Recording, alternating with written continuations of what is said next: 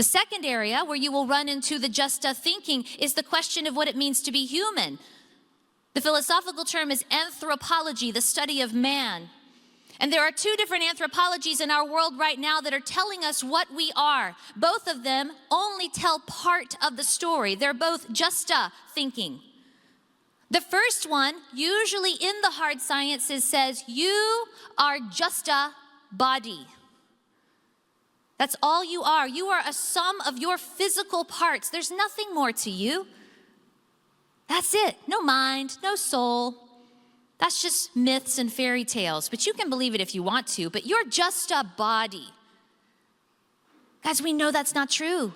We know there's more to you than just your body. I know this because one of my heroes is Bethany Hamilton, the surfer, who was surfing off the coast of Kauai when her arm was bitten off by a tiger shark. When that happened, she was rushed to the hospital where she almost died, but she didn't. She survived. And I have this question. Did her friends and her family go to the hospital to visit 3/4 of Bethany? Or did they go to visit Bethany? The answer is easy. There's more to you than just your body that grounds your identity through time and through change. Here's another experiment. How can we know we're not just a body? I want you guys to do me a favor. Close your eyes for just a second and imagine a dragon. Just trust me. I'm going somewhere with this. Once you've got it, like nod at me so I know, okay, you're looking at the dragon. You got it? Good. Okay, open your eyes. Whose dragon was green? Just a question. I got a few, okay. Anybody's dragon have the scales that went down the back? Yeah, anybody's had like the long tail that was whipping around? Cool. Anybody's winged, has wings on it? Lots of those. Okay, good. Excellent. Question for you.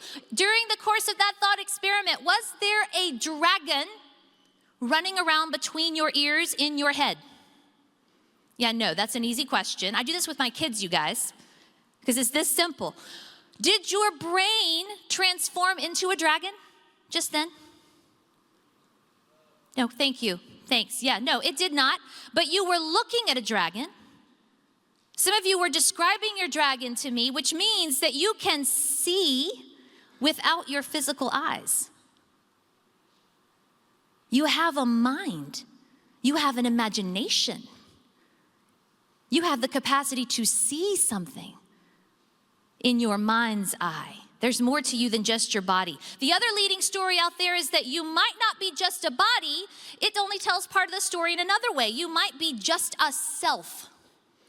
That one sounds funny, but it's actually the most popular understanding of what it means to be human in our culture right now. Hollywood champions this. Matthew talked about it just the other day with Disney's Follow Your Heart.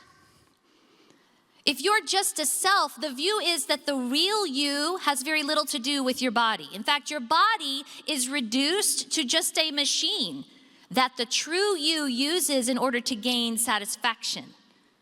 The real you is your heart. And on this view, you can do to and with whatever your body, whatever you want, as long as it brings you satisfaction. No wonder we've gone crazy in our sexual ethics. No wonder the hookup culture on college campuses is such that, what are you talking about? It's just physical. It brings me pleasure. It doesn't really affect me because my body, that's not part of me. Not really. Disney's Tarzan illustrates this well. How many of you have seen the animated Tarzan movie? You know what I'm talking about? Yeah, it's got the elephant in it. Is this water sanitary? That one? Nobody? Okay, a little bit.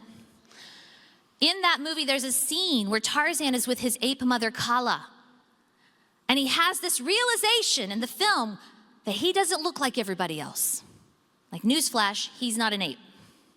And he goes to look in the water and he sees his reflection and he's trying to put mud on his face, trying to look like the others. And his mother, Kala, scoops him up. And the first thing she says that's mistaken is, Tarzan, feel my heartbeat. And he does.